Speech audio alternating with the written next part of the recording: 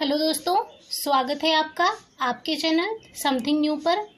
NCERT series में आज हम पढ़ने वाले हैं क्लास 10th की एनसीईआरटी साइंस चैप्टर 1, जिसका नाम है रासायनिक अभिक्रियाएं एवं समीकरण, केमिकल रिएक्शन एंड इक्वेशन। इस चैप्टर के अंदर हम देखेंगे रासायनिक समीकरण होते क्या हैं, उन्हें लिखते कैसे हैं, उन्हें संतुलित कैसे करते हैं और उन्हें संतुलित करने का महत्व क्या होता है। उसके आगे देखेंगे हम रासायनिक अभिक्रियाओं के प्रकार कौन कौन से होते हैं, जैसे कि संयोजन अभिक्रिया क्या होती है। उसके बाद हम देखेंगे वियोजन अभिक्रिया क्या होती है, अपघटन या डिकम्पोजिशन रिएक्शन क्या होती है। विस्थापन अभिक्रिया के बारे में देखेंगे, द्विविस्थापन अभिक्रिया के बारे में देखेंगे। उसके बाद हम उपचयन एवं अपचयन के बारे में देखेंगे, ऑक्सीडेशन एंड रिडक्शन के बारे में। और चैप्टर के एंड में हम देखेंगे कि चैप्टर में हमने क्या सीखा। तो चलिए स्टार्ट करते हैं चैप्टर को। अपने दैनिक जीवन की निम्नलिखित परिस्थितियों पर ध्यान दीजिए और विचार कीजिए कि क्या होता है जब गर्मियों में कमरे के ताप पर दूध को खुला छोड़ दिया जाता है। लोहे का तवा अथवा तसला अथवा कील को आर्द्र वायुमंडल में खुला छोड़ दिया जाता है। अंगूर का किण्वन हो जाता है, भोजन पकाया जाता है, हमारा शरीर भोजन को पचा लेता है, हम सांस लेते हैं। इन परिस्थितियों में प्रारंभिक वस्तु की प्रकृति तथा पहचान कुछ न कुछ बदल जाती है। पदार्थ के भौतिक तथा रासायनिक परिवर्तनों के बारे में हम पिछली कक्षाओं में पढ़ चुके हैं। जब कोई रासायनिक परिवर्तन होता है तो हम कह सकते हैं कि एक रासायनिक अभिक्रिया हुई है। आप शायद सोच रहे होंगे कि रासायनिक अभिक्रिया का वास्तविक अर्थ क्या है, हम कैसे जान सकते हैं कि कोई रासायनिक अभिक्रिया हुई है। इन प्रश्नों के उत्तर पाने के लिए आइए हम कुछ क्रियाकलाप करते हैं। एक्टिविटी 1.1 दी गई है, इसको देखते हैं। सावधानी, क्या आपको प्रिकॉशन रखना है ये देखना है। इस क्रियाकलाप में शिक्षक के सहयोग की आवश्यकता है। सुरक्षा के लिए छात्र आंखों पर चश्मा पहन लें तो उचित होगा। लगभग 3 से 4 सेंटीमीटर लंबे मैग्नीशियम रिबन को रेगमाल से रगड़कर साफ कर ले। मतलब उस पर अगर कुछ गंदगी या कुछ भी लगा है तो उसको पहले छुड़ा लें, क्योंकि अगर केमिकल रिएक्शन करेंगे तो उसका भी प्रभाव हमको देखने को मिलेगा अगर उस पर कुछ भी रह जाता है।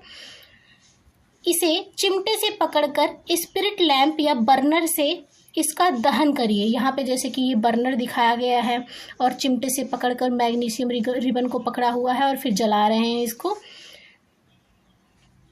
कह रहे हैं इसको जलाने के बाद इससे बनी राख को वॉच ग्लास में इकट्ठा कर लीजिए। यहाँ आप देख सकते हैं इकट्ठा किया हुआ है इन्होंने, जैसा कि फिगर 1.1 में दिखाया गया है। यही फिगर 1.1 की बात कर रहे हैं। मैग्नीशियम रिबन का दहन करते समय इसे अपनी आंखों से यथासंभव दूर रखिए, मतलब अपनी आंखों का बचाव करते रहना है। आपने क्या परीक्षण किया? आपने देखा होगा कि चमकदार श्वेत लौ के साथ मैग्नीशियम रिबन का दहन होता है। मतलब जब मैग्नीशियम के रिबन को हम जला रहे हैं तो आपने क्या देखा, जो उसकी लौ निकल रही है वो श्वेत है, वाइट कलर की है और यह श्वेत चूड़ में परिवर्तित हो जाता है और इसका जो राख मिलता है वो भी वाइट है। यह मैग्नीशियम ऑक्साइड का चूड़ है। जो हमने मैग्नीशियम जलाया और हमें प्राप्त क्या हुआ है, मैग्नीशियम ऑक्साइड। वायु में उपस्थित ऑक्सीजन तथा मैग्नीशियम के बीच होने वाली अभिक्रिया के कारण यह बनता है। मतलब एयर में जो ऑक्सीजन मौजूद थी और जब हमने मैग्नीशियम को जलाया तो हमें मैग्नीशियम ऑक्साइड मिला, मैग्नीशियम ऑक्साइड MgO मिला। आगे यहाँ पे एक्टिविटी 1.2 दी गई है। एक परख नली में लेड यानी सीसा, जिसको PB कहते हैं आप, सिंबल उसका होता है PB, नाइट्रेट का घोल लीजिए। इसमें पोटेशियम आयोडाइड को घोल मिला दीजिए। आपने क्या देखा? जो आप परीक्षण करते हैं आपको क्या देखने को मिलता है। यहाँ एक्टिविटी 1.3 भी दी गई है, इसके साथ इसकी भी चर्चा कर लेते हैं। एक शंक्वाकार फ्लास्क या परख नली में कुछ दानेदार जिंक लीजिए। Zn लेना है, जो इसका सिंबल होता है Zn, जिंक का। इसमें तनु हाइड्रोक्लोरिक अम्ल मतलब डाइल्यूट HCl आपको लेना है, या सल्फ्यूरिक अम्ल, या तो आप H2SO4 भी ले सकते हैं। जैसा कि फिगर 1.2 में दिखाया गया। यहाँ पे आप यही फिगर 1.2 है, इसकी बात कर रहे हैं हम। और आपको सावधानी क्या रखनी है यहाँ पे, अम्ल का इस्तेमाल सावधानी से कीजिए, क्योंकि जब HCl या फिर आप H2SO4 कोई भी एसिड यूज कर रहे हो तो आपको बचाव की ज़रूरत होती है, क्योंकि ये आपके हाथ पे अगर गिर जाएगा तो जल जाएगा आपका हाथ। क्या जस्ते के दोनों दानों के आसपास कुछ दिखाई देता है, कुछ होता दिखाई दे रहा है? शंक्वाकार फ्लास्क या परखनली को स्पर्श कीजिए। क्या इसके तापमान में परिवर्तन हुआ, मतलब इस फ्लास्क को आपको टच करना है, क्या ये हीट हुआ है या ठंडा हुआ है, कुछ इसके हीट में चेंज हुआ है? और ये जो जिंक का दाना डाला गया था, जिंक डाला गया था इसमें, क्या इसमें कोई परिवर्तन हुआ है? ऊपर दिए गए 3 क्रियाकलापों के आधार पर हम कह सकते हैं कि किसी भी प्रेक्षण की सहायता से हम निर्धारित कर सकते हैं कि एक रासायनिक अभिक्रिया हुई है। आप मैग्नीशियम ऑक्साइड की बात करें, जो कि हमने मैग्नीशियम रिबन को जलाया वायु की उपस्थिति में, वायु में जो ऑक्सीजन मौजूद थी उससे ऑक्सीजन और मैग्नीशियम का रिएक्शन हुआ, जिससे हमको MgO प्राप्त, मैग्नीशियम ऑक्साइड प्राप्त हुआ। जैसे कि एक्टिविटी 1.3 में हमने देखा कि जो हमने जिंक और किसी अम्ल की अभिक्रिया कराई, उनको मिलाया तो क्या हुआ। ऊपर दिए गए तीनों क्रियाकलापों के आधार पर हम कह सकते हैं, किसी भी प्रेक्षण की सहायता से निर्धारित कर सकते हैं कि एक रासायनिक अभिक्रिया हुआ है। रासायनिक अभिक्रिया हुई है कैसे पता चलता है, यहाँ पे कुछ पॉइंट्स दिए गए हैं, जैसे कि उनकी अवस्था में परिवर्तन हो जाए, उनके रंग में परिवर्तन हो, गैस का निकास या उत्सर्जन हो, कोई गैस प्रोड्यूस हो, तापमान में परिवर्तन हो। ये कुछ पॉइंट हैं जिसके जरिए हम चेक करते हैं कि उनमें रासायनिक अभिक्रिया हुई है। यदि हम अपने आसपास हो रहे परिवर्तनों को देखें तो पाएंगे कि हमारे चारों ओर विविध प्रकार की रासायनिक अभिक्रियाएं हो रही हैं। इस अध्याय में हम विभिन्न प्रकार की रासायनिक अभिक्रियाओं और उनके प्रतीकात्मक निरूपण का अध्ययन करेंगे। यहाँ पे दिया गया है कि रासायनिक समीकरण क्या होते हैं, उनके बारे में देखते हैं। एक्टिविटी 1.1 का विवरण, वहाँ पे जो हमने एक्टिविटी 1.1 किया था उसका यहाँ एक्सप्लेनेशन दिया गया है। जब ऑक्सीजन की उपस्थिति में मैग्नीशियम रिबन का दहन होता है तब यह मैग्नीशियम ऑक्साइड में परिवर्तित हो जाता है। वाक्य के रूप में किसी रासायनिक अभिक्रिया का विवरण बहुत लंबा हो जाता है। इसे संक्षिप्त रूप में लिखा जा सकता है। इसे शब्द समीकरण के रूप में लिखना सबसे सरलतम विधि है। ऊपर दी गई अभिक्रिया का शब्द समीकरण इस प्रकार होगा, जैसे कि मैग्नीशियम प्लस ऑक्सीजन, मैग्नीशियम और ऑक्सीजन का जब रिएक्शन हुआ तो हमें मैग्नीशियम ऑक्साइड प्राप्त हुआ। ये दोनों अभिकारक कहलाएंगे, रिएक्टेंट्स कहलाएंगे। मैग्नीशियम ऑक्साइड इनके रिएक्शन के बाद हमें प्राप्त हुआ है तो ये हमारा प्रोडक्ट हो जाएगा, उत्पाद हो जाएगा। अभिक्रिया 1.1 में मैग्नीशियम तथा ऑक्सीजन ऐसे पदार्थ हैं जिनमें रासायनिक परिवर्तन होता है, इन्हें अभिकारक कहते हैं। इस अभिकारक से एक नए पदार्थ मैग्नीशियम ऑक्साइड का निर्माण होता है जिसे उत्पाद कहते हैं। शब्द समीकरण में अभिकारकों के उत्पाद में परिवर्तन को उनके मध्य एक तीर का निशान लगाकर दर्शाया जाता है। अभिकारकों के बीच योग का चिन्ह लगाकर उन्हें बाईं ओर यानी लेफ्ट हैंड साइड लिखा जाता है। इसी प्रकार उत्पादों के बीच भी योग का चिन्ह लगाकर उन्हें दाईं ओर यानी राइट हैंड साइड पर लिखा जाता है।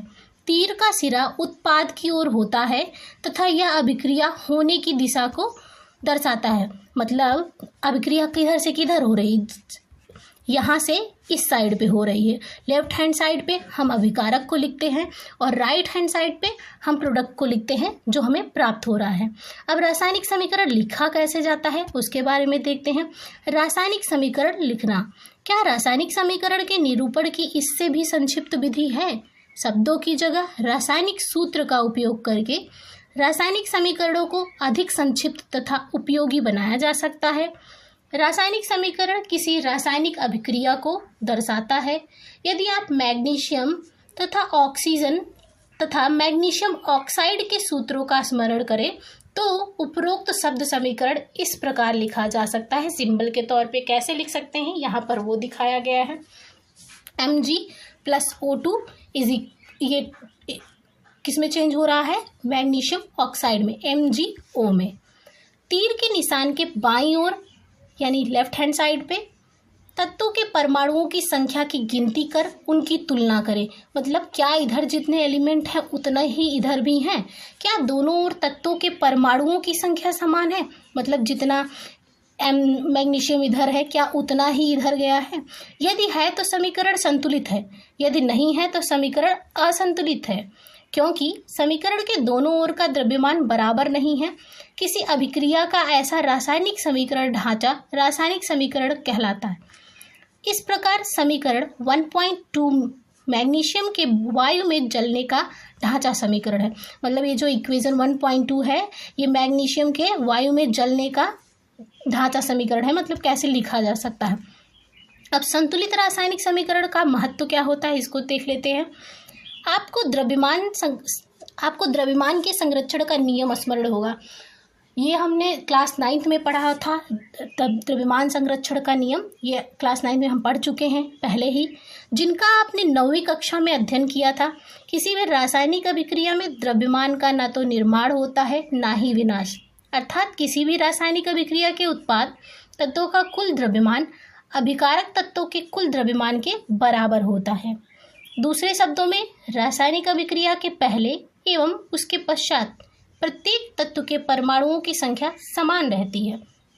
इसलिए हमें कंकाली समीकरण को, कंकाली मतलब वही ढांचा समीकरण को संतुलित करना आवश्यक है, उसको बैलेंस करना जरूरी है। क्या रासायनिक समीकरण 1.2 संतुलित है? आइए हम रासायनिक समीकरण को चरणबद्ध संतुलित करना सीखें। यहाँ पे एक्टिविटी 1.3 जो हमने किया था उसका शब्द समीकरण दिखाया गया है, जैसे कि जिंक प्लस सल्फ्यूरिक अम्ल H2SO4 का यूज़ किया गया है। बनेगा क्या, मिलेगा क्या हमें? जिंक सल्फेट और हाइड्रोजन गैस मिलेगी। उपरोक्त शब्द समीकरण को निम्नलिखित रासायनिक समीकरण से दर्शाया जा सकता है। Zinc plus Zn plus H2SO4 tends to zinc sulphate ZnSO4 plus H2 hydrogen gas. ये हमारा प्रोडक्ट है, ये हमारा रिएक्टेंट्स है, अभिकारक उत्पाद। आइए समीकरण 1.3 में तीर के निशान के दोनों ओर के तत्वों के परमाणुओं की संख्या की तुलना करें। क्या इधर जितना Zn है उधर भी इतना ही है? क्या इधर जितना SO4 है उतना ही इधर है? क्या इतना लेफ्ट साइड पे जितना हाइड्रोजन है उतना ही राइट साइड पे है? कंपैरिजन करना है। यहाँ पे एक टेबल दी गई है, यहाँ पे तत्वों के नाम दिए गए हैं जो ऊपर अभिक्रिया हमने की। अभिकारकों के परमाणुओं की संख्या, मतलब जो रिएक्टेंट्स थे लेफ्ट हैंड साइड पे थे उनकी संख्या, जिंक 1 था, हाइड्रोजन 2 था, सल्फर 1, ऑक्सीजन 4। क्या इधर भी इक्वल है? हाँ, इक्वल ही है। जिंक 1 है, हाइड्रोजन 2 है, सल्फर 1, ऑक्सीजन 4। समीकरण 1.3 में तीर के निशान के दोनों ओर के प्रत्येक तत्व के परमाणुओं की संख्या समान है, इसलिए यह एक संतुलित समीकरण है। अब हम निम्न रासायनिक समीकरण को संतुलित करने का प्रयास करें। Fe plus H2O plus Fe3O4 plus H2 को हमें बैलेंस करना है। चरणबद्ध तरीका क्या होगा? पहला क्या होगा उसका स्टेप बाय स्टेप दिया गया है। फर्स्ट स्टेप पे क्या करेंगे? रासायनिक समीकरण को संतुलित करने के लिए सबसे पहले प्रत्येक सूत्र के चारों ओर एक बॉक्स बना लीजिए। समीकरण को संतुलित करते समय बॉक्स के अंदर कुछ भी परिवर्तन नहीं कीजिए, जैसे कि बॉक्स में आपको दिखाया गया है। स्टेप 2 क्या है?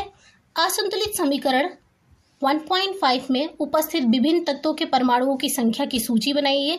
जैसे कि पहले ऊपर टेबल दिया गया है वैसे ही नीचे भी बनाइए। थर्ड स्टेप क्या होगा? सुविधा के लिए सबसे अधिक परमाणु वाले यौगिक के पहले संतुलित कीजिए। सबसे ज़्यादा परमाणु किसका लिया गया है यहाँ पे? Fe का, आयरन का। तो पहले हम उसको बैलेंस करने की कोशिश करेंगे, चाहे वह अभिकारक हो या उत्पाद। उस यौगिक में सबसे अधिक परमाणु वाले तत्व को चुनिए। इस आधार पर Fe3O4 और उसके ऑक्सीजन तत्व को चुनते हैं। दाईं ओर ऑक्सीजन के 4 परमाणु हैं, जबकि बाईं ओर केवल 1। मतलब यहाँ पे यहाँ पे Fe3 था, ऑक्सीजन 4 था, तो ऑक्सीजन के सबसे ज़्यादा परमाणु हैं। ऑक्सीजन परमाणु को संतुलित करने का स्टेप दिया गया है यहाँ पे। पहले ऑक्सीजन कितना था? संतुलित करने के लिए क्या चाहिए हमें? यहाँ पे 4 से मल्टीप्लाई किया है। यहाँ H2O में H2O में क्या किया है इन्होंने, 4 से मल्टीप्लाई किया है, तो कितना हो जाएगा आपका अभिकारकों में। यहाँ अभिकारक H2O नहीं था हमारे पास, तो उसको ध्यान में रखेंगे। जैसे कि अगर H2O होता तो 4 से मल्टीप्लाई करते, वैसे ही उत्पाद अब यहाँ पे FeO4 है हमारे पास। यहाँ पे H2O जो था रिएक्टेंट्स में था, तो उसको पहले मल्टीप्लाई करेंगे 4 से, वही दिया गया है, तो इधर उत्पाद में भी 4 से मल्टीप्लाई कर देंगे तो इक्वल हो जाएगा। यह याद रखना आवश्यक है कि परमाणुओं की संख्या को बराबर करने के लिए हम अभिक्रिया में शामिल तत्वों तथा यौगिकों के सूत्रों को नहीं बदल सकते। जैसे कि ऑक्सीजन परमाणु को संतुलित करने के लिए हम 4 गुणांक लगाकर 4H2O लिख सकते हैं, लेकिन H2O4 नहीं लिख सकते। ऐसे तो पूरा इक्वेशन का मतलब ही चेंज हो जाएगा अगर आप H2O की जगह H2O4 लिख देंगे, या H2O टेकन 4 नहीं लिख सकते। आंशिक रूप से संतुलित समीकरण अब इस प्रकार है, जो हमने 4 से मल्टीप्लाई किया उसके बाद जो हमें प्राप्त हुआ, ये कुछ ऐसा इक्वेशन दिखेगा। स्टेप 4 है, Fe तथा हाइड्रोजन परमाणु अब भी संतुलित नहीं है। इनमें से किसी एक तत्व को चुनकर आगे बढ़ते हैं। अब हम आंशिक रूप से संतुलित समीकरण में हाइड्रोजन परमाणु को संतुलित करते हैं। हाइड्रोजन परमाणु को बराबर करने के लिए दाईं ओर हाइड्रोजन अणु की संख्या को 4 कर लेते हैं। यहाँ पे 4 से मल्टीप्लाई कर लिया, देखिए हाइड्रोजन को 4 से मल्टीप्लाई किया इन्होंने, तो इक्वल हो जाएगा। समीकरण अब इस प्रकार हो जाएगा, 4H2 प्राप्त हो जाएगा इनको, क्योंकि इन्होंने हाइड्रोजन में दाईं तरफ क्या कर दिया, 4 से मल्टीप्लाई कर दिया। स्टेप 5 है, ऊपर दिए गए समीकरण की जांच कीजिए तथा तीसरा तत्व चुन लीजिए जो अब तक असंतुलित है। अब आपके पास बचा क्या है जो असंतुलित है, आप पाएंगे कि केवल लोहा ही एक तत्व है, यानी Fe ही बचा है हमारे पास जिसे संतुलित करना है। पहले ये Fe कितना है, 1 है, बाद में कितना हो जा रहा है, 3 हो जा रहा है, तो हम क्या करेंगे 3 से मल्टीप्लाई कर देंगे। Fe को संतुलित करने के लिए बाईं ओर हम Fe के 3 परमाणु लेते हैं, तो बाईं ओर हम क्या कर देंगे 3 से मल्टीप्लाई कर देंगे, 3 परमाणु ले लेंगे आयरन के। स्टेप 6 है, अंत में इस संतुलित समीकरण की जांच के लिए हम समीकरण में दोनों ओर के तत्वों के परमाणुओं की संख्या का परिकलन करते हैं, चेक करते हैं क्या अब इक्वल हो गया है, संतुलित है कि नहीं। यानी यहाँ पे हमारे पास बाईं ओर 3 Fe हैं, क्या दाईं ओर भी 3 Fe हैं, 3 आयरन के परमाणु हैं, हाँ हैं।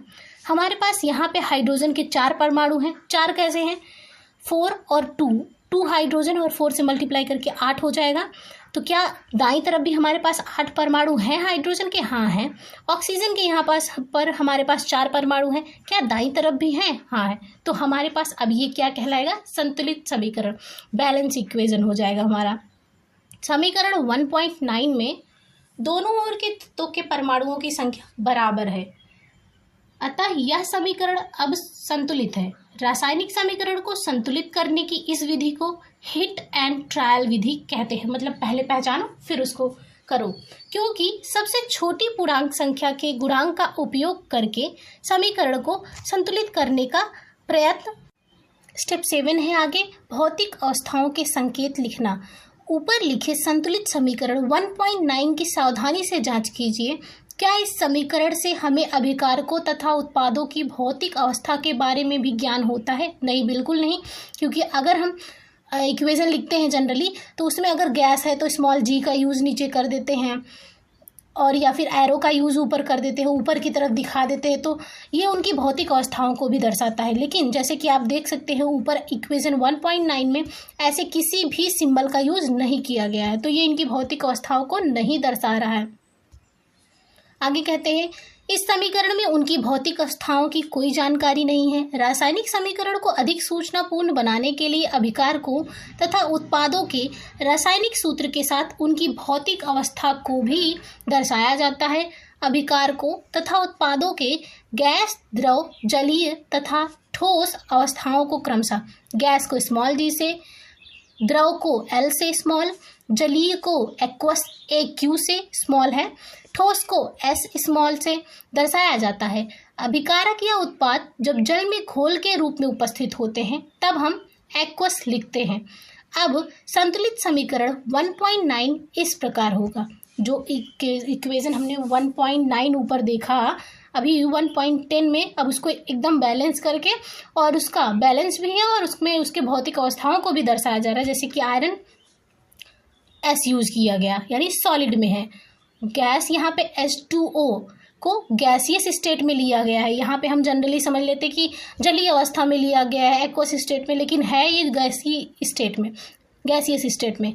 FeO4 सॉलिड स्टेट में प्राप्त होगा, जो प्रोडक्ट हमारा बनेगा। H2 जो है गैस के रूप में प्राप्त होगा। ध्यान दीजिए समीकरण 1.10 में H2O के साथ G चिन्ह का उपयोग किया गया है।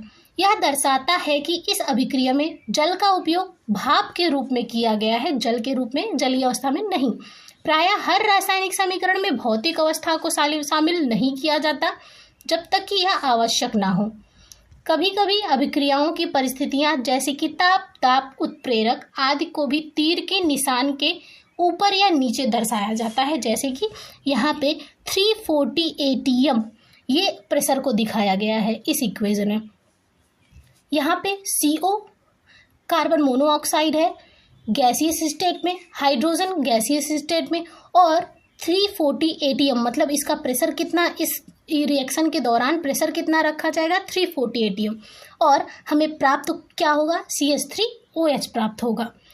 आगे इक्वेशन है CO2 6CO2 एक्वस स्टेट में, CO2 यहाँ पे जलीय अवस्था में है और H2O लिक्विड अवस्था में है, द्रव अवस्था में है, और यहाँ पे इस रिएक्शन में सूर्य का प्रकाश जरूरी है और क्लोरोफिल भी जरूरी है। जैसे कि आप समझ सकते हैं ये प्रकाश संश्लेषण फोटोसिंथेसिस का रिएक्शन है, और हमें प्राप्त क्या होगा, ग्लूकोज C6H12O6, और ये प्राप्त कैसे होगा, एक्वस स्टेट में, जलीय अवस्था में प्राप्त होगा।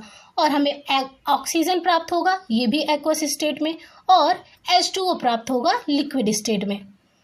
इसी प्रकार क्या आप पुस्तक में दिए गए समीकरण 1.2 को संतुलित कर सकते हैं। यहाँ पे MgO की बात हो रही है, क्या वो संतुलित था, वहाँ पे 2MgO हो जाएगा। क्या हो जाएगा, 2MgO हो जाएगा। क्यों, क्योंकि मैग्नीशियम वहाँ पे अगर एक मैग्नीशियम है और O2 हमने 2 लिया था, तो इक्वल कहाँ से था, बैलेंस कहाँ था, तो 2MgO कर देंगे, मतलब ऑक्सीजन भी 2 हो जाएगा और मैग्नीशियम भी 2 हो जाएगा।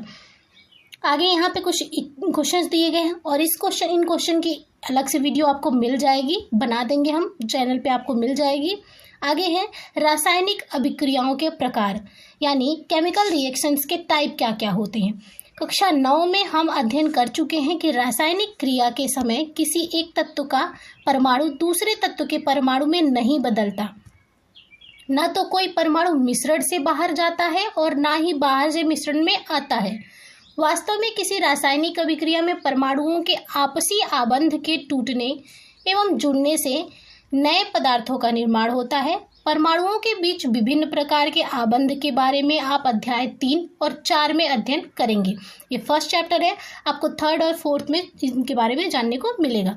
फर्स्ट है आपके पास संयोजन अभिक्रिया, कॉम्बिनेशन रिएक्शन। यहाँ पे एक्टिविटी 1.4 दी गई है, इसको देख लेते हैं जरा। एक बीकर में थोड़ा कैल्शियम ऑक्साइड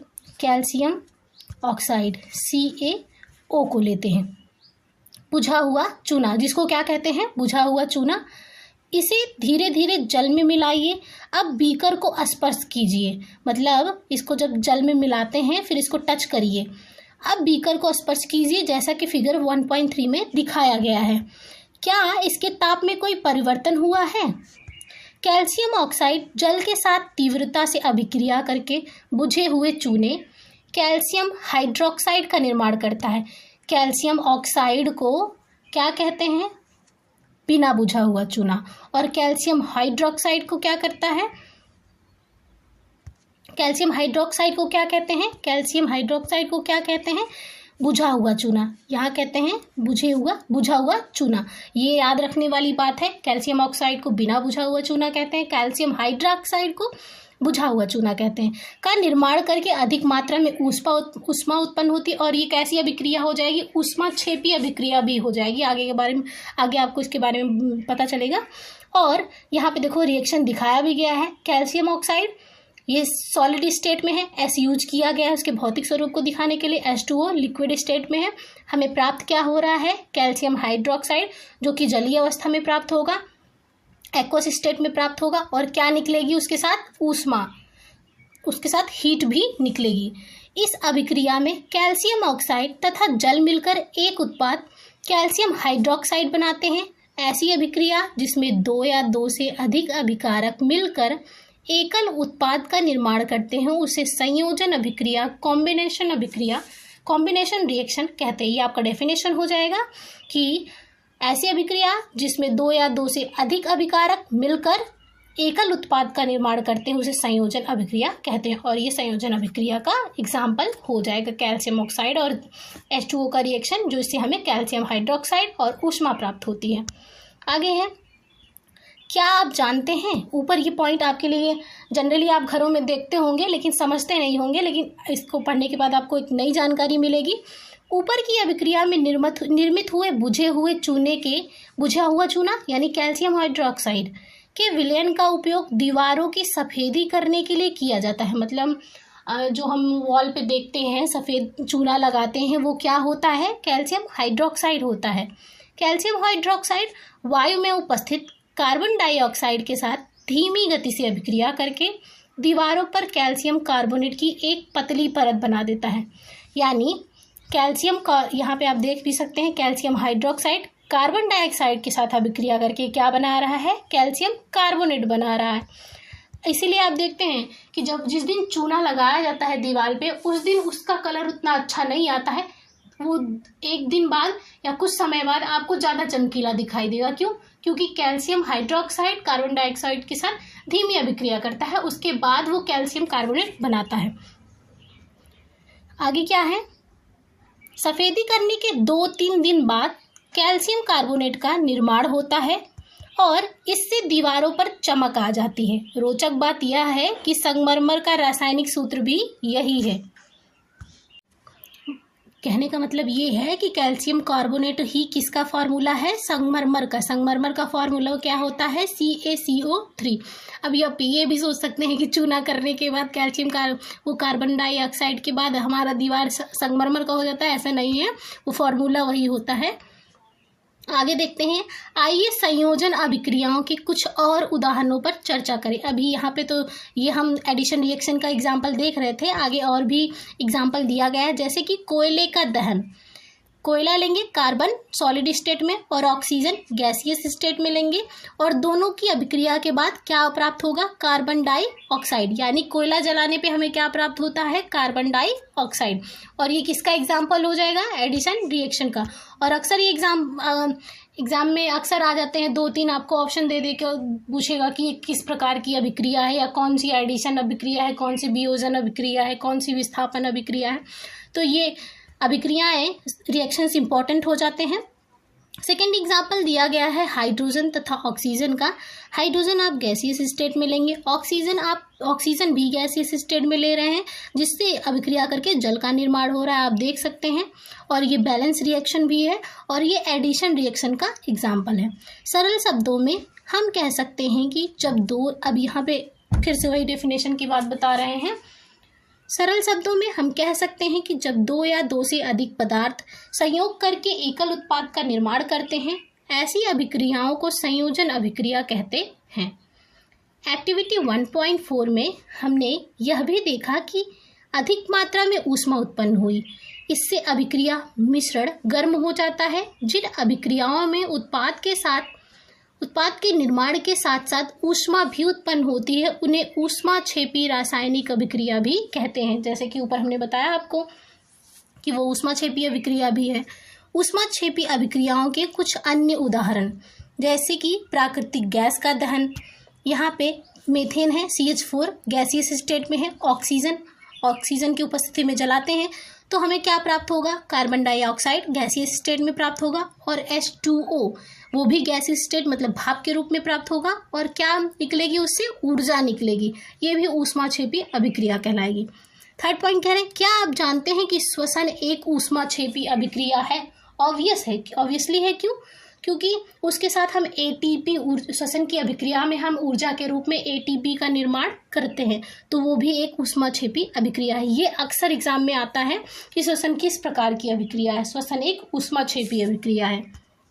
आगे देखते हैं, हम सभी जानते हैं कि जीवित रहने के लिए हमें ऊर्जा की आवश्यकता होती है। यह ऊर्जा हमें भोजन से प्राप्त होती है। पाचन क्रिया के समय खाद्य पदार्थ छोटे छोटे टुकड़ों में टूट जाते हैं, जैसे चावल, आलू, ब्रेड में कार्बोहाइड्रेट होता है। चावल, आलू और ब्रेड में क्या होता है? कार्बोहाइड्रेट। इन कार्बोहाइड्रेट के टूटने से ग्लूकोज प्राप्त होता है। यह ग्लूकोज हमारे शरीर की कोशिकाओं में उपस्थित ऑक्सीजन से मिलकर हमें ऊर्जा प्रदान करता है। इस अभिक्रिया का विशेष नाम श्वसन है। मतलब हमारे शरीर को ऊर्जा किस अभिक्रिया से प्राप्त होती है? श्वसन से, जिसका अध्ययन आप अध्याय 6 में करेंगे। आगे के चैप्टर 6 में आपको ये पढ़ने को मिलेगा श्वसन की अभिक्रिया के बारे में, श्वसन के बारे में। आगे हैं C6H12O6। वही अभिक्रिया आपको दी गई है कि ग्लूकोज ऑक्सीजन के साथ अभिक्रिया करके कार्बन डाइऑक्साइड, जल और ऊर्जा का निर्माण करता है। ये ग्लूकोज है एक्वस स्टेट में, ऑक्सीजन एक्वस स्टेट में मतलब जलीय अवस्था में, कार्बन डाइऑक्साइड भी एक्वस स्टेट में प्राप्त होगा और H2O आपको तरल अवस्था में प्राप्त होगा। थर्ड पॉइंट है साग सब्जियों वनस्पति द्रव्य का विघटित होकर कंपोस्ट बनना भी ऊष्माक्षेपी अभिक्रिया है। ये भी इम्पॉर्टेंट हो जाता है कि साग सब्जियों का अपघटन होना कैसी अभिक्रिया है? ऊष्माक्षेपी अभिक्रिया है।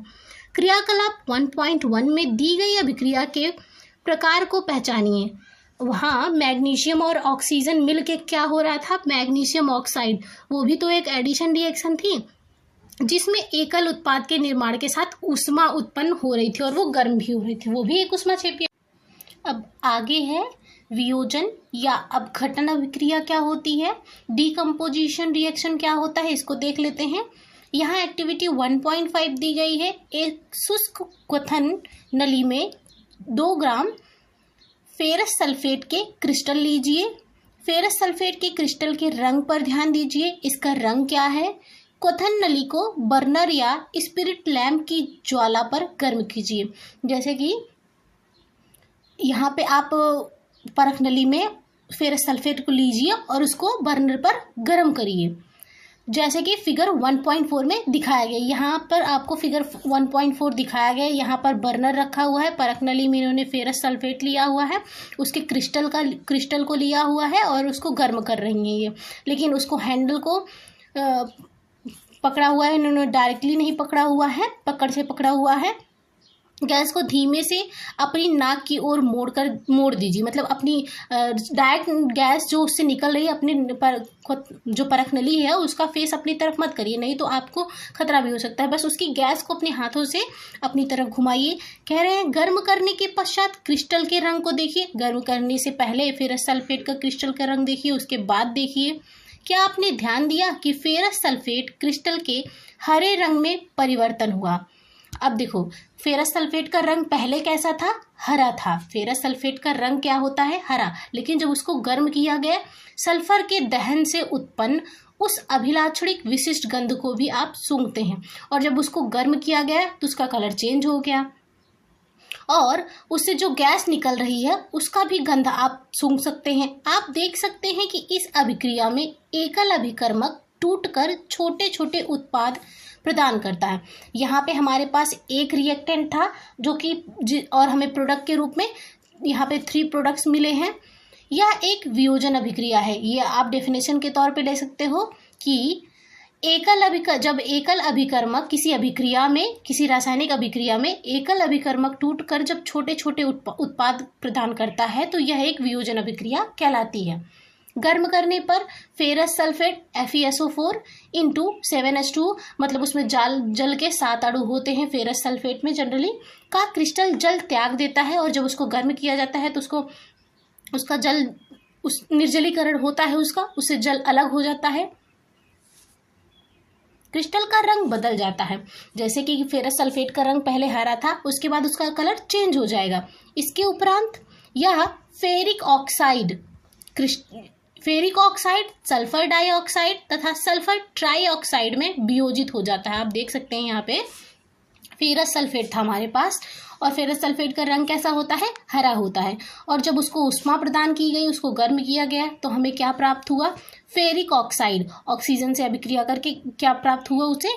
Ferric oxide. और क्या प्राप्त हुआ? सल्फर डाइऑक्साइड गैस प्राप्त हुई। और क्या प्राप्त हुआ? सल्फर ट्राइऑक्साइड गैस प्राप्त हुई। तो यह एक वियोजन अभिक्रिया कहलाई, मतलब एकल रिएक्टेंट, एकल अभिकारक कई उत्पादों में विभक्त हो रहा है। आगे है फेरिक ऑक्साइड, ठोस है। यहाँ पे आप देख सकते हैं इसके भौतिक स्वरूप को दिखाया भी गया है, एस का यूज किया गया है, स्मॉल एस का। जबकि सल्फर डाइऑक्साइड तथा ट्राइऑक्साइड, सल्फर ट्राइऑक्साइड गैसें हैं। ऊष्मा देने पर कैल्शियम कार्बोनेट का कैल्शियम ऑक्साइड तथा कार्बन डाइऑक्साइड में वियोजित होना एक प्रमुख वियोजन अभिक्रिया है। यहाँ पे वियोजन अभिक्रिया, डीकम्पोजिशन अभिक्रिया का एक और एग्जाम्पल दिया गया है, आप देख सकते हैं। कैल्शियम कार्बोनेट लिया है और फिर उसको ऊष्मा प्रदान की गई है। कैल्शियम कार्बोनेट को क्या कहते हैं? चूना पत्थर भी कहते हैं, CaCO3। और उसको जब ऊष्मा प्रदान की गई तो वो किसमें चेंज हो गया? कैल्शियम ऑक्साइड में और कार्बन डाइऑक्साइड में। हमारे पास दो प्रोडक्ट प्राप्त हुए और हमारे पास एकल रिएक्टेंट था, तो ये भी एक वियोजन अभिक्रिया का एग्जाम्पल हो जाएगा। और कैल्शियम ऑक्साइड को क्या कहते हैं? बुझा हुआ चूना भी कहते हैं। और कैल्शियम हाइड्रोक्साइड CaOH को क्या कहते हैं? बिना बुझा हुआ चूना। और जो हम दीवार पे चूना करते हैं वो क्या होता है? कैल्शियम हाइड्रोक्साइड ही होता है, CaOH होता है। आगे है, इन्होंने कहा ऊष्मा देने पर कैल्शियम कार्बोनेट का कैल्शियम ऑक्साइड तथा कार्बन डाइऑक्साइड में वियोजित होना एक प्रमुख वियोजन अभिक्रिया है, जिसका उपयोग विभिन्न उद्योगों में होता है। कैल्शियम ऑक्साइड को चूना या बिना बुझा हुआ चूना कहते हैं। जनरली इसको चूना भी कहते हैं, कैल्शियम ऑक्साइड को जनरली चूना भी कहते हैं और बिना बुझा हुआ चूना भी कहते हैं। इसके अनेक उपयोगों में से एक उपयोग सीमेंट के निर्माण में होता है। ऊष्मा के द्वारा की गई वियोजन अभिक्रिया को ऊष्मीय वियोजन कहते हैं। ऐसी वियोजन अभिक्रिया जिसमें ऊष्मा प्रदान की जाती है, जिसमें ऊष्मा की आवश्यकता होती है, उसे ऊष्मीय वियोजन अभिक्रिया कहते हैं। जैसे कि एग्जाम्पल भी आपने देखा, कैल्शियम कार्बोनेट को जब ऊष्मा प्रदान की गई तो कैल्शियम ऑक्साइड और कार्बन डाइऑक्साइड में वियोजित हो गई। ऊष्मीय वियोजन अभिक्रिया का एक अन्य उदाहरण क्रियाकलाप 1.6 में दिया गया है। एक्टिविटी 1.6 दी गई, इसको देखते हैं। एक क्वथन नली में 2 ग्राम लेड नाइट्रेट का चूर्ण लीजिए। चिमटे से क्वथन नली को पकड़कर ज्वाला के ऊपर रखकर इसे गर्म करें। डायरेक्ट ना पकड़ें, परख नली को चिमटे से पकड़ें और इसमें लेड नाइट्रेट यानी PbNO3 लेके इसको गर्म कर रहे हैं आप क्या देखते हैं? यदि कोई परिवर्तन हुआ तो उसे नोट कीजिए। इसे देखिए, धुआं निकल रहा है और ये धुआं किस कलर का है? ब्राउन कलर का है। और गर्म क्या कर रहे हैं हम? लेड नाइट्रेट गर्म कर रहे हैं। क्या गर्म कर रहे हैं? लेड नाइट्रेट PbNO3 हम गर्म कर रहे हैं। क्या कहते हैं आगे? आप देखेंगे कि भूरे रंग का धुआं उत्सर्जित होता है, यह नाइट्रोजन डाइऑक्साइड है। अगर आपसे ये पूछा जाए नाइट्रोजन डाइऑक्साइड गैस का कलर क्या होता है, तो ब्राउन होता है, भूरा होता है। यह अभिक्रिया इस प्रकार होगी, इसका केमिकल रिएक्शन आपको दिखाया गया है। 2PbNO3 टेकन ट्वाइस, जो कि सॉलिड स्टेट में है, मतलब उसकी भौतिक अवस्था सॉलिड है, ठोस अवस्था में है, उसको ताप दिया जाता है, टेम्परेचर उसका इंक्रीज किया जा रहा है और वो किस में वियोजित हो रही है? 2PbO जो कि सॉलिड स्टेट में है, लेड ऑक्साइड में, और प्लस 4NO2 जो कि गैसियस स्टेट में है, नाइट्रोजन डाइऑक्साइड है। और क्या निकल रही है? ऑक्सीजन गैस निकल रही है जो कि गैसियस स्टेट में है। आइए क्रियाकलाप 1.7 तथा 1.8 में दी गई कुछ अन्य अपघटन अभिक्रियाएं करें। यहाँ आगे एक्टिविटी दी गई हैं। अपघटन अभिक्रिया का ही एग्जाम्पल है, वियोजन अभिक्रिया का एग्जाम्पल ही है। एक्टिविटी 1.7 है, एक प्लास्टिक का मग लीजिए, इसकी तली में 2 छिद्र करके उनमें रबड़ की डॉट लगा दीजिए। यहाँ रबड़ की डॉट लगानी है आपको। इन इलेक्ट्रोडों को 6 वोल्ट की बैटरी से जोड़ दीजिए। यहाँ देख रहे हैं आप 6 वोल्ट की बैटरी से अटैच किया गया है। मग में इतना जल डालिए कि इलेक्ट्रोड उसमें डूब जाए। आप ये देख रहे हैं इलेक्ट्रोड जो ये ब्लैक है, डार्क ब्लैक है, ये डूबा हुआ है इसमें। जल में तनु सल्फ्यूरिकम मतलब डाइल्यूट H2SO4 लेना है कि कुछ बूंदे डालिए, मतलब ज़्यादा नहीं डालना, हमें उसकी कुछ बूंदे डालनी है। जल से भरी 2 अंशांकित परख नलियों को दोनों कार्बन इलेक्ट्रोडों के ऊपर उल्टा करके रख दीजिए। देखिए इलेक्ट्रोड के ऊपर परख नली रखी गई है दोनों के ऊपर। अब विद्युत धारा प्रवाहित करके अब बैटरी से इनको इलेक्ट्रिसिटी प्रोवाइड करेंगे। विद्युत धारा प्रवाहित करके इस उपकरण को थोड़ी देर के लिए छोड़ दीजिए। दोनों इलेक्ट्रोडों पर आप बुलबुले बनते हुए देखेंगे। ये देखिए आप परख नली में इलेक्ट्रोड के ऊपर ये छोटे छोटे बुलबुले आपको दिखाए गए हैं। दोनों इलेक्ट्रोडों पर आप बुलबुले बनते हुए देखेंगे। ये बुलबुले अंशांकित नली में जल को विस्थापित कर देते हैं। क्या दोनों परख नलियों में एकत्रित गैस का आयतन समान है? दोनों परख नलियां गैस से भर जाएं तब उन्हें सावधानीपूर्वक हटा लीजिए। एक जलती हुई मोमबत्ती को दोनों परख नली के मुंह पर ऊपर लगाकर इन गैसों की जांच कीजिए। सावधानी क्या रखनी है? इस चरण को शिक्षक द्वारा सावधानी पूर्वक किया जाना चाहिए, मतलब अकेले में ये ना करें, टीचर की निगरानी में ही करें। दोनों स्थितियों में क्या होता है, दोनों परख नली में कौन सी गैस उपस्थित होती है।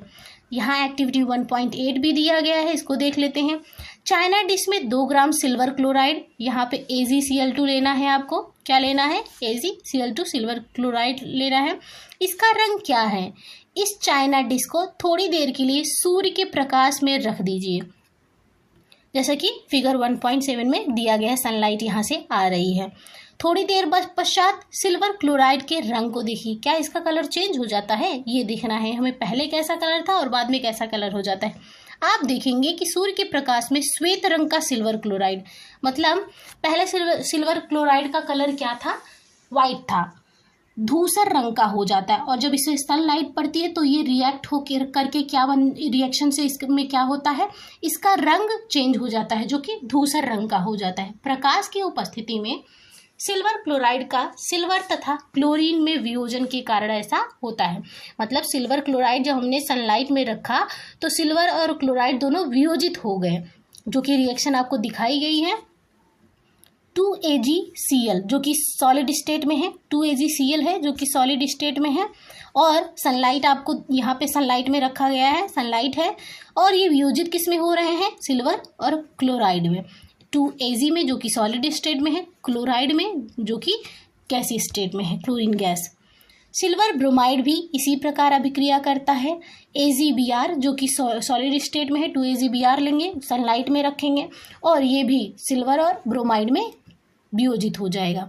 ऊपर दी गई अभिक्रिया का उपयोग श्याम श्वेत फोटोग्राफी में किया जाता है। देखो यही वियोजन अभिक्रिया किसमें अपनाई जाती है? सिल्वर ब्रोमाइड की वियोजन अभिक्रिया श्याम श्वेत फोटोग्राफी में उपयोग की जाती है। ये क्वेश्चन बनता है और पूछा भी गया है कई एग्जाम्स में। किस प्रकार की ऊर्जा के कारण यह वियोजन अभिक्रिया होती है? किस प्रकार की ऊर्जा? प्रकाश ऊर्जा के कारण यह वियोजन अभिक्रिया हो रही है। आपने देखा कि वियोजन अभिक्रिया में अभिकारकों को तोड़ने के लिए ऊष्मा, प्रकाश या विद्युत ऊर्जा की आवश्यकता होती है। मतलब वियोजन अभिक्रिया के लिए, अपघटन अभिक्रिया के लिए ऊष्मा या प्रकाश या विद्युत ऊर्जा की आवश्यकता होती है। जिन अभिक्रियाओं में ऊर्जा अवशोषित होती है उन्हें ऊष्मा शोषी अभिक्रिया कहते हैं, और जिनमें पहले हम पढ़ चुके हैं जिनमें ऊष्मा उत्सर्जित होती है उन्हें क्या कहते हैं? ऊष्मा क्षेपी अभिक्रिया कहते हैं। निम्नलिखित क्रियाकलाप करें। एक परख नली में 2 ग्राम बेरियम हाइड्रोक्साइड लीजिए, इसमें 1 ग्राम अमोनियम क्लोराइड लेना है, डालकर कांच की छड़ से मिलाइए। अपनी हथेली से परख नली के निचले सिरे को छुइए। आप कैसा महसूस करते हैं? क्या यह अभिक्रिया ऊष्मा क्षेपी है या ऊष्मा शोषी?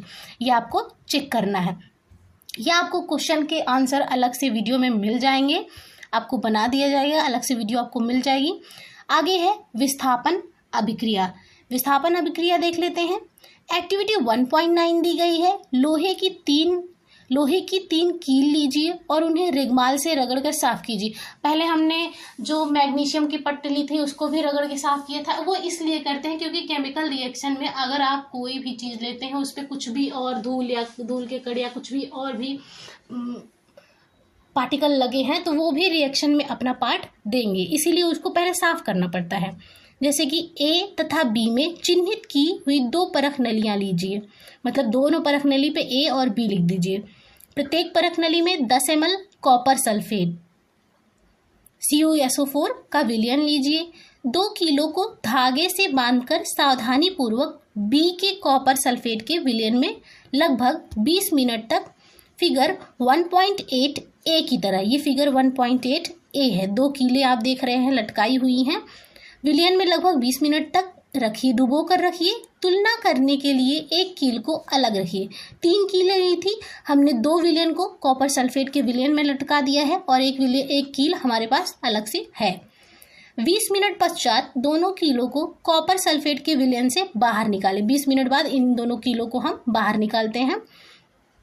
परख नली A तथा B में कॉपर सल्फेट के विलयन के नीचे नीले रंग की तीव्रता की तुलना कीजिए।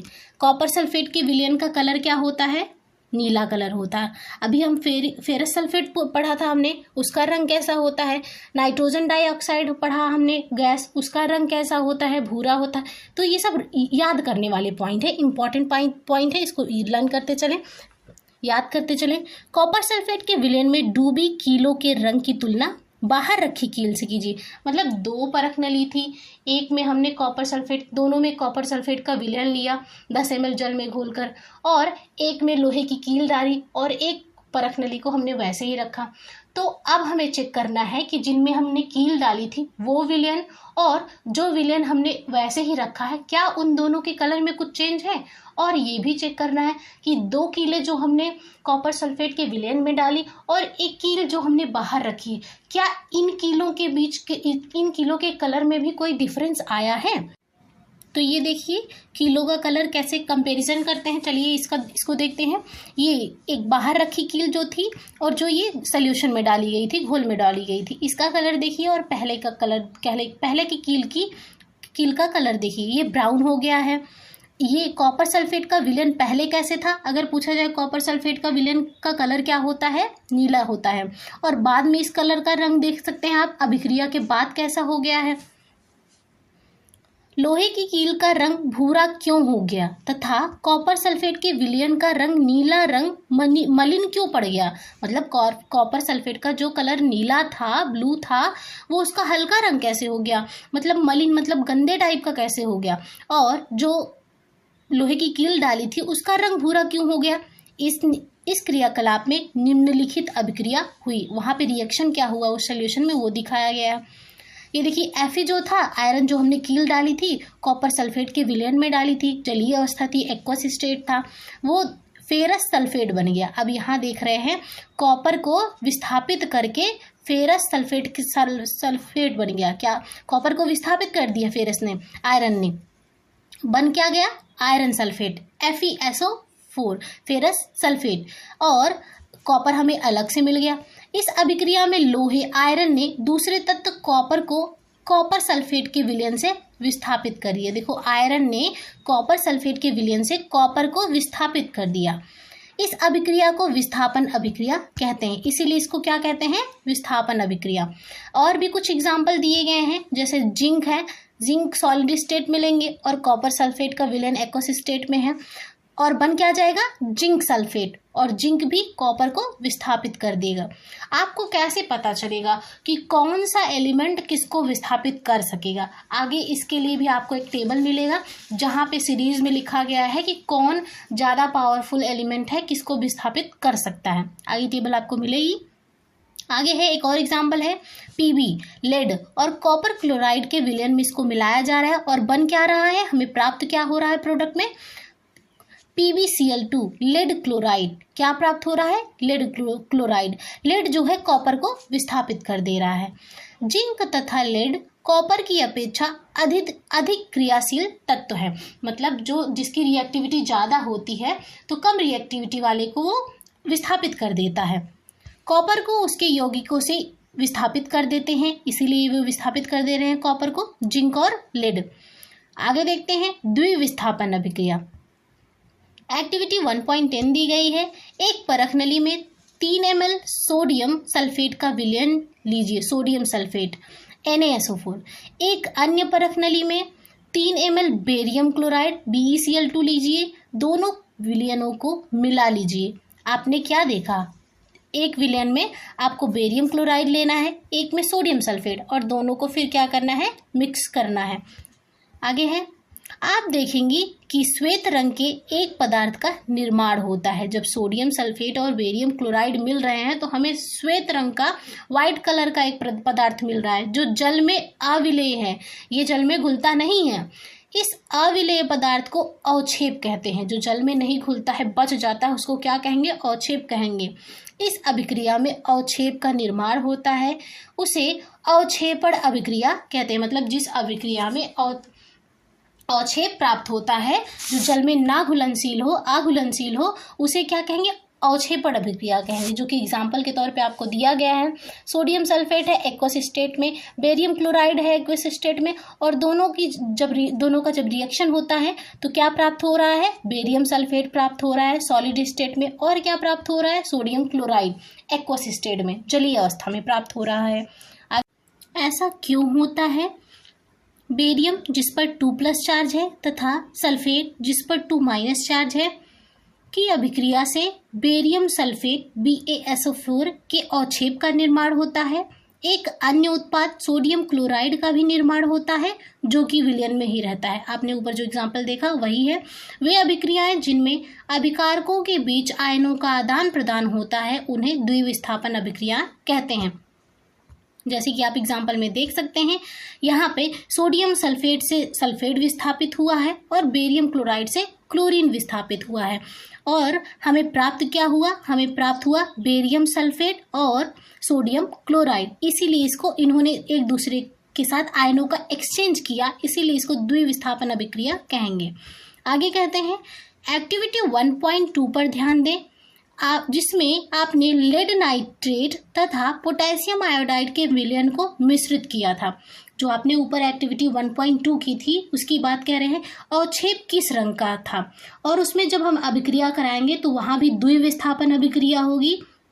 Lead nitrate PbNO3 taken twice, जो कि पोटेशियम आयोडाइड KI से अभिक्रिया करेगा, और प्राप्त क्या होगा, हमें प्राप्त होगा PbI2, मतलब पोटेशियम आयोडाइड, लेड आयोडाइड जो कि अवक्षेप के रूप में प्राप्त होगा। इन्होंने पूछा उसका रंग क्या होगा, उसका रंग पीला होगा, और इसकी भौतिक अवस्था क्या होगी, ठोस होगी, सॉलिड होगी। क्या आप अवक्षेपित यौगिक का नाम बता सकते हैं? हाँ, PbI2 यानी पोटेशियम आयोडाइड होगा। वो क्या होगा, PbI2 पोटेशियम आयोडाइड, और ये सॉलिड स्टेट में होगा। आगे कह रहे हैं, इस अभिक्रिया के लिए संतुलित रासायनिक समीकरण लिखिए। क्या यह भी द्विविस्थापन अभिक्रिया है? हाँ, 3rd पॉइंट का आंसर होगा यस, ये भी द्विविस्थापन अभिक्रिया है, क्योंकि लेड नाइट्रेट से NO3 विस्थापित हो रहा है और पोटेशियम आयोडाइड से आयोडीन विस्थापित हो रहा है, और हमें प्राप्त क्या हो रहा है, PbI2 यानी लेड आयोडाइड, और क्या प्राप्त हो रहा है, पोटेशियम नाइट्रेट यानी KNO3 प्राप्त हो रहा है। और अगर इसका केमिकल रिएक्शन लिखना चाहें तो इसको लिख सकते हैं। हम थोड़ा जूम इन कर लेते हैं तो यहाँ पे लिख के देखते हैं। जैसे कि रिएक्शन लिखना है तो हम लिख देते हैं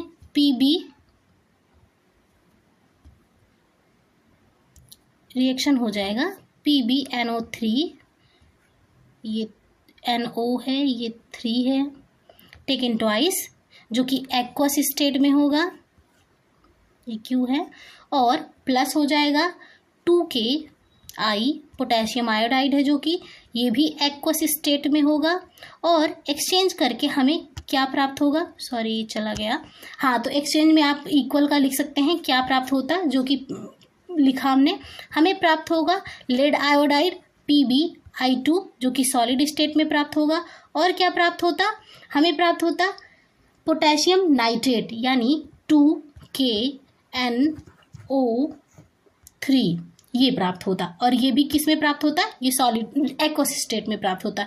तो हमने इक्वेशन भी लिखना देखा। और क्या ये द्विविस्थापन अभिक्रिया, ऑफ कोर्स ये द्विविस्थापन अभिक्रिया है। आगे देखते हैं, उपचयन एवं अपचयन क्या होता है, ऑक्सीडेशन और रिडक्शन क्या होता है। ये आपको आगे की कक्षाओं में और विस्तार से मिलेगा, इसलिए यहाँ पे हमें इसका बेस जाना बहुत इंपॉर्टेंट हो जाता है। एक्टिविटी 1.11 दी गई है, इसको देख लेते हैं। चाइना डिश में 1 ग्राम कॉपर चूड़ लेकर उसे गर्म कीजिए। यहाँ पे कॉपर चूड़ ले लीजिए, आप इसको गर्म करिए जैसे कि दिखाया गया है फिगर आपको 1.10 में। आपने क्या सीखा, आपने क्या देखा? कॉपर चूड़ की सतह पर कॉपर ऑक्साइड की काली परत चढ़ जाती है। जब आप कॉपर को गर्म करते हैं तो क्या होता है, कॉपर ऑक्साइड की काली परत चढ़ जाती है। यानी कॉपर ऑक्साइड का कलर क्या होता है, हम यहाँ से ये देख सकते हैं, काला होता है, ब्लैक होता है। यह काला पदार्थ क्यों बना? यह कॉपर ऑक्साइड कॉपर में ऑक्सीजन के योग से बना। यहाँ पे ये एडिशन रिएक्शन हो जाती है। कॉपर और ऑक्सीजन का जब कॉपर जब ऑक्सीजन से अभिक्रिया करती है तो क्या प्राप्त होता है, कॉपर ऑक्साइड। और किससे प्राप्त होती है, टेम्परेचर देके। यदि इस गर्म पदार्थ यानी कॉपर ऑक्साइड के ऊपर हाइड्रोजन गैस प्रवाहित की जाए तो सतह की काली परत भूरे रंग की हो जाती है। कॉपर ऑक्साइड का कलर क्या होता है, ब्लैक। और जब इस पर हाइड्रोजन गैस डाली जाती है, प्रवाहित की जाती है, तो उसका कलर क्या हो जाता है, भूरे रंग की हो जाती है। क्यों? इस स्थिति में विपरीत अभिक्रिया संपन्न होती है तथा कॉपर प्राप्त हो जाता है। मतलब कॉपर का जो रंग था वो ऑक्सीजन से अभिक्रिया करने के बाद काला हो गया, कॉपर ऑक्साइड क्योंकि प्राप्त हुआ। और जब फिर कॉपर ऑक्साइड हाइड्रोजन से अभिक्रिया करेगा और टेम्परेचर दिया जाएगा तो क्या प्राप्त होगा, दोनों अलग हो जाएंगे, यानी कॉपर और H2O प्राप्त होगा। आगे है, अभिक्रिया के समय जब किसी पदार्थ में ऑक्सीजन की वृद्धि होती है, जैसे कि आप ऊपर देख सकते हैं, यहाँ कॉपर और ऑक्सीजन मिले तो यहाँ कॉपर ऑक्साइड मिला, इसमें ऑक्सीजन ऐड हुआ, तो वही कह रहे हैं जब ऑक्सीजन की वृद्धि होती तो कहते हैं कि उसका उपचयन हुआ है। क्या हुआ है, उपचयन, ऑक्सीडेशन हुआ है। तथा जब अभिक्रिया में किसी पदार्थ में ऑक्सीजन का ह्रास होता है, मतलब ऑक्सीजन उससे हटता है, ऑक्सीजन उससे निकलता है, जैसे कॉपर ऑक्साइड यहाँ था, उससे ऑक्साइड, अब देख रहे हैं इधर जो हमें प्रोडक्ट प्राप्त हुआ, यहाँ ऑक्सीजन हट चुका है कॉपर से, तो ऑक्सीजन का ह्रास होता है तो कहते हैं कि उसका अपचयन हुआ है, रिडक्शन हुआ है। यहाँ से हम सिंपल वे में देख सकते हैं कि जब ऑक्सीजन का एडिशन होता है, ऑक्सीजन जब जुड़ता है तो हम उसे ऑक्सीडेशन, उपचयन कहते हैं, और जब ऑक्सीजन हटता है तो उसे क्या कहेंगे, अपचयन कहेंगे, रिडक्शन कहेंगे। एक और टर्म यहाँ पे आगे देखने को मिलेगा आपको उपचयन और अपचयन का, आगे देखते हैं।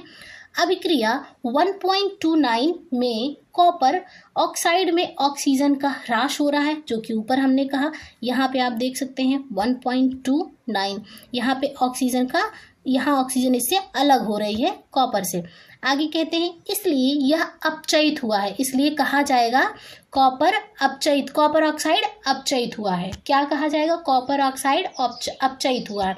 ये नहीं कहा जाएगा कि कॉपर अपचयित हुआ है, यहाँ पे कहा जाएगा कॉपर ऑक्साइड अपचयित हुआ है। और ऊपर यहाँ पे कहा जाएगा कॉपर उपचयित हुआ है, ये नहीं कहा जाएगी कॉपर ऑक्साइड उपचयित हुआ है। यहाँ पे कॉपर उपचयित हुआ है, ऑक्सीडाइज्ड हुआ है, और यहाँ पे कॉपर ऑक्साइड अपचयित हुआ है, रिड्यूस हुआ है। आगे देखते हैं, हाइड्रोजन में ऑक्सीजन की वृद्धि हो रही है इसलिए यह उपचयित हुआ है। मतलब हाइड्रोजन में ऑक्सीजन की वृद्धि हो तो उसे वही हुआ, ऑक्सीजन का एडिशन, तो उपचयित हुआ है। अर्थात किसी अभिक्रिया में एक अभिकारक उपचयित तथा दूसरा अभिकारक अपचयित होता है। इन अभिक्रियाओं को उपचयन, अपचयन तथा रिडॉक्स अभिक्रियाएं कहते हैं। अगर ऐसी कोई अभिक्रिया हो जिसमें उपचयन भी हो और अपचयन भी हो तो उसे क्या कहेंगे, रिडॉक्स रिएक्शन कहेंगे। जैसे कि आप इस एग्जाम्पल में देख सकते हैं, कॉपर ऑक्साइड का हाइड्रोजन से अभिक्रिया हुआ तो यहाँ कॉपर जो है ये अपचयित हुआ और हाइड्रोजन जो है उपचयित हुआ। मतलब हाइड्रोजन में जल का एडिशन हुआ और कॉपर ऑक्साइड से ऑक्सीजन का निकलना हुआ, इसलिए कॉपर ऑक्साइड अपचयित हुआ है, रिड्यूस हुआ है, और हाइड्रोजन जो है उपचयित हुआ है, ऑक्सीडाइज हुआ। आगे देखते हैं रेडॉक्स अभिक्रिया के कुछ अन्य उदाहरण, और उसी के कुछ अन्य एग्जाम्पल दिए गए हैं और भी, जैसे कि जिंक ऑक्साइड है, कार्बन से अभिक्रिया करके जिंक और कार्बन ऑक्साइड बन रही है। आप देख सकते हैं कार्बन, यहाँ पे कार्बन का ऑक्सीडेशन हुआ है, कार्बन क्या हो रही है, उपचयित हो रही है, और जिंक क्या हो रहा है, अपचयित हो रहा है, क्योंकि जिंक से ऑक्सीजन अलग हो रहा है और और कार्बन में ऑक्सीजन ऐड हो रहा है। यहाँ पे आप देख सकते हैं MnO2 और +4 HCl। अब यहाँ पे आप देख सकते हैं यहाँ Mn से O अलग हो रहा है और H में हाइड्रोजन में ऑक्सीजन का एडिशन हुआ है, तो यहाँ उपचयित और अपचयित दोनों हुआ है, उपचयन और अपचयन दोनों हुआ है। एक्टिविटी 1.31 कार्बन उपचयित होकर कार्बन मोनोऑक्साइड तथा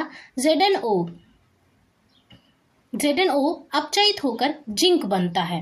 अभिक्रिया, ये मैग्नीज है। अभिक्रिया 1.32 में HCl Cl2 में उपचयित तथा यहाँ देख सकते हैं HCl Cl2 में उपचयित हुआ है। क्या हुआ है? उपचयित हुआ है। तथा MnO2 MnCl2 में अपचयित हुआ है। अपचयित क्यों हुआ है? क्योंकि इससे ऑक्सीजन निकल गया है, इसलिए ये अपचयित हो गया और इसमें हाइड्रोजन में ऑक्सीजन का एडिशन हुआ है, तो क्या हो गया है? उपचयित हो गया। आप कहेंगे क्लोरीन में कहाँ उपचयित हुआ है? आप यही तो टर्म है, यही टर्म नीचे आपको पता चलेगा कि हाइड्रोजन का निकलना भी ऑक्सीडेशन कहलाता है। ऑक्सीजन का जुड़ना और हाइड्रोजन का निकलना दोनों में से कोई प्रक्रिया हो रही है तो वो उपचयन कहलाता है। ऊपर के उदाहरणों के आधार पर हम कह सकते हैं यदि किसी अभिक्रिया में पदार्थ का उपचयन तब होता है जब उसमें ऑक्सीजन की वृद्धि या हाइड्रोजन का ह्रास होता है। पदार्थ का अपचयन तब होता है जब उसमें ऑक्सीजन का ह्रास तथा या हाइड्रोजन की वृद्धि हो। दोनों में से कोई भी चीज़ हो रही है तो वो अपचयन है। यानी ऑक्सीजन का ह्रास हो, ऑक्सीजन उससे निकले, या हाइड्रोजन का एडिशन हो, हाइड्रोजन उसमें जुड़े, दोनों परिस्थिति में क्या होगा? अपचयन होगा।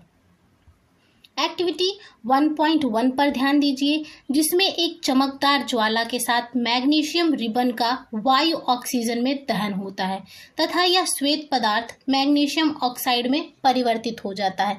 इस अभिक्रिया में मैग्नीशियम का उपचयन होता है या अपचयन। आप जब मैग्नीशियम Mg और O2 की अभिक्रिया हुई, यहाँ पे 2 लिखेंगे, तो हमें प्राप्त क्या हो रहा था? हमें 2MgO प्राप्त हो रहा था।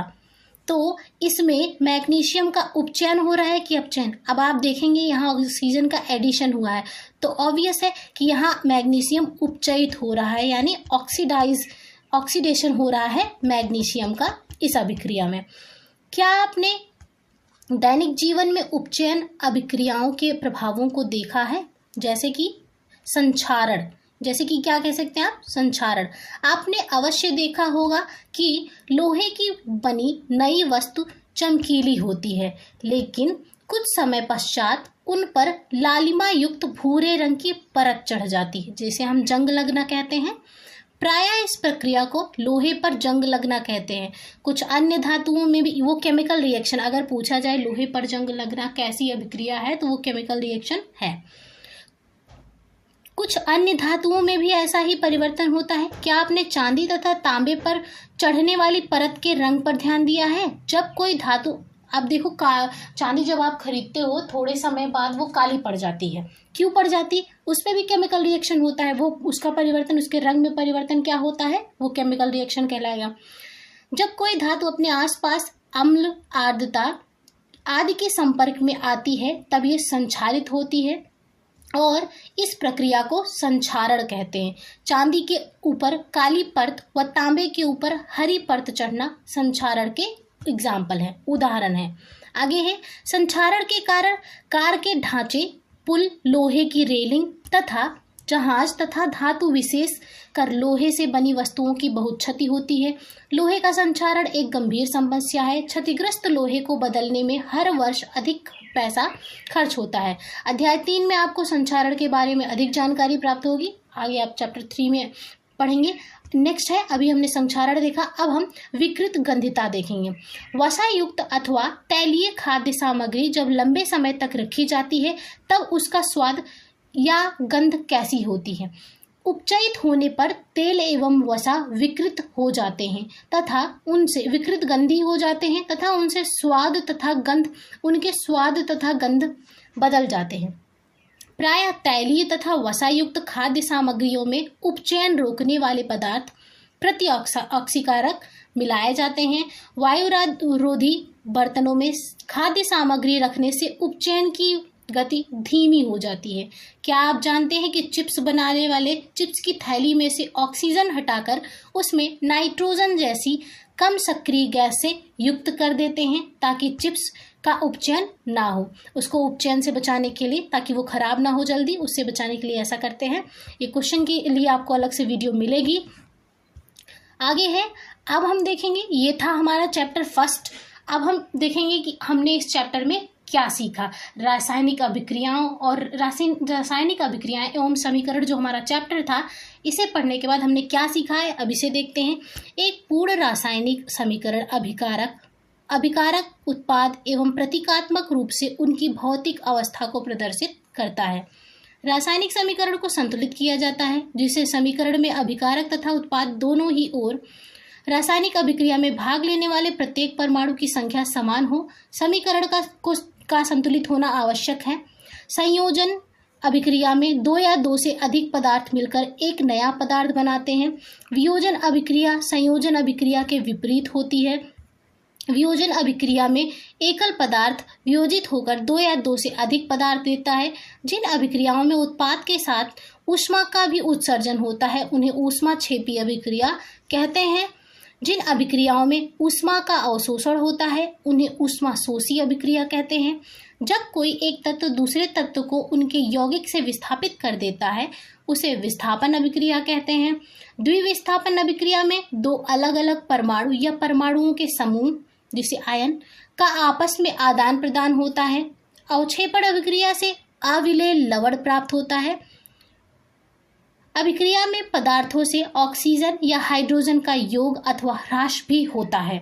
ऑक्सीजन का योग या हाइड्रोजन का ह्रास ऑक्सीकरण या उपचयन कहलाता है। ऑक्सीजन का ह्रास या हाइड्रोजन का योग अपचयन कहलाता है। तो ये था हमारा चैप्टर फर्स्ट। अगर आपको वीडियो ये हेल्पफुल लगे हो तो वीडियो को लाइक, शेयर एंड सब्सक्राइब करना ना भूलिएगा। Thank you for watching.